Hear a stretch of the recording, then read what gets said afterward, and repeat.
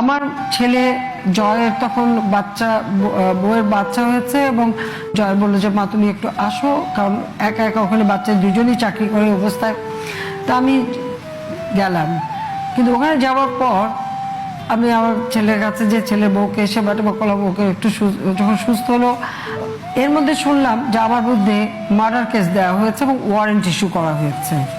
যখন আমি শুনলাম যে মার্ডার কেস দেওয়া হয়েছে এবং ওয়ারেন্ট ইস্যু করা হয়েছে, তাহলে আমার যে আসার যে সময় তার আগে আমি সিদ্ধান্ত নিলাম আমি বাংলাদেশে ফিরে আসবো।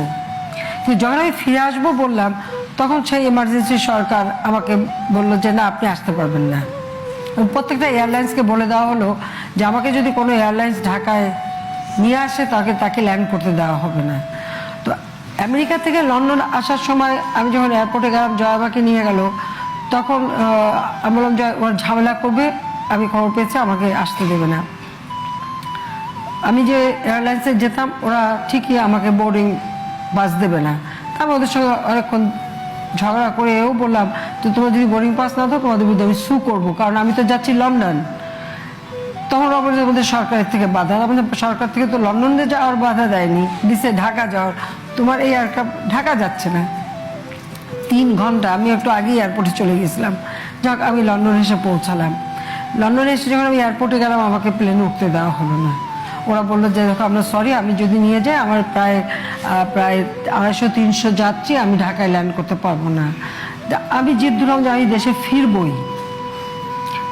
একটা জিনিস ভালো ছিল যে আমি আন্তর্জাতিকভাবে খুব সমর্থন পেলাম, কারণ সকলের কথা এটাই ছিল। আর আমার যুক্তি ছিল, আমার বিরুদ্ধে মামলা দিয়েছে, ওয়ারেন্ট ইস্যু করেছে, আমি সেই মামলা মোকাবেলা করতে যাব, তাহলে আমাকে যেতে দেওয়া হবে না কেন? ওদের বোধহয় ধারণা ছিল যে মামলা টামলা দিলে বোধহয় আমি ভয়ে আর দেশে আসবো না।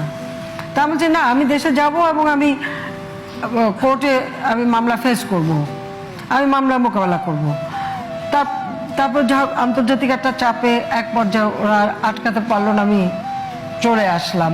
ঢাকায় আসার পরে তো বিনা ওয়ারেন্টে আমাকে গ্রেপ্তার করা হলো। যাক, আমাকে কোর্টে নিয়ে গেল এবং কোর্টে আমাকে সোজা কারাগার, মানে একটা বলবো পরিত্যক্ত বাড়িটা অবস্থা ছিল, আমাদের সংসদ ভবনেরই একটা ঘর, সেখানে একটা ময়লা নোংরা ওরকম একটা জায়গায় নিয়ে আসলো।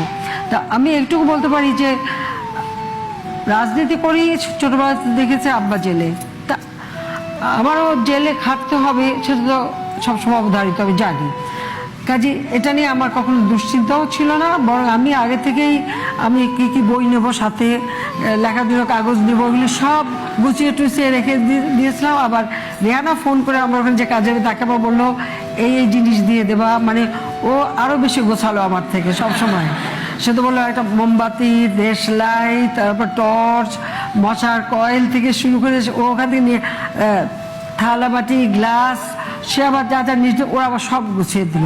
এগুলো সব আমার গোছানো হয়েছিল এবং আমি কিছু ব্যাংকের থেকে টাকা তুলেও হাতে রাখলাম, কারণ আমি দেখেছি আব্বা যখন আরেস্ট হতেন কিছু টাকা ওই পিসিতে জমা দিতে হয়, কোনো কিছু লাগলে কেনা না যায়। তা আমি সেভাবে আমি কিছু টাকা তুলে রাখলাম। এর মধ্যে আমাদের একটা কর্মী আসলো, তার মেয়ের বোধহয় বিয়ে ছিল কি ছিল, আমি আবার সেখান থেকে আবার কিছু টাকা তাকে দিয়েও দিলাম। তারপরে আবার যে টাকা তুলবো সেই সুযোগও পাইনি, তা ওই দিন আমি তারপরের দিনে অ্যারেস্ট হয়ে গেলাম।